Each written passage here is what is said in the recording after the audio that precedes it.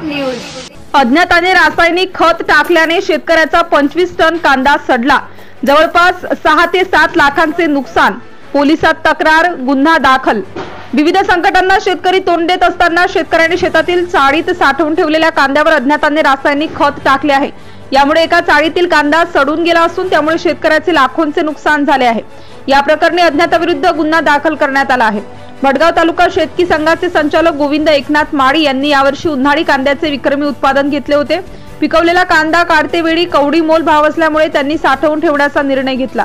त्यांच्या डावा कालव्यालगत असलेल्या पुलाजवळ कांदा चाळीची उभारणी करून तिथे 25 ते 30 टन कांदा त्यांनी चाळीमध्ये भरून ठेवला होता। त्यापैकी एका चाळीमधील कांदा तपासला असता तो संपूर्ण सडलेला आढळून आला। त्या चाळीला लागूनच असलेल्या बाजूच्या चाळीमध्ये संपूर्ण कांदा चांगल्या स्थितीत आढळून आला। फक्त एकाच चाळीमधील कांदा संपूर्ण सडून गेला आहे। त्यामुळे अज्ञाताने कांदा चाळीत रासायनिक खत टाकून नुकसान केल्याचा संशय शेतकऱ्याला आहे।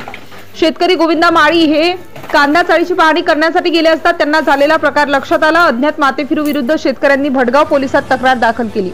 पोलिसांनी अज्ञात व्यक्तीविरुद्ध गुन्हा दाखल केला आहे। तपास पांडुरंग सोनवणे करीत आहेत। घटनास्थळाचा तलाठी संजय सोनवणे यांनी पंचनामा केला आहे। या घटनेमुळे आजच्या बाजारभावानुसार शेतकऱ्याचे लाखोंचे नुकसान झाले आहे। यावेळी नुकसानग्रस्त शेतकरी गोविंद कोळी यांनी दिलेली प्रतिक्रिया। प्रतिनिधी मुराद पटेल, चाळीसगाव।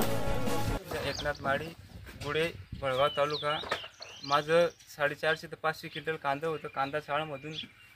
तर 200 क्विंटल पूर्ण खराब झालं। कोणी अनवस्थित वेळकीने त्याच्यात रासायनिक खत किंवा काहीतरी टाकून पूर्ण खराब झालं। शासनाकडून मला मदत मिळावी आणि माझी पंचनामा झाला आहे त्याच्यात काहीतरी मिळावं आणि पोलीस केस केली आहे। मदत मिळावी सगळ्यांकडनं। 5 ते 6 लाखाचं माझं नुकसान झालंय। Subscribe now and press the bell icon. Never miss an update.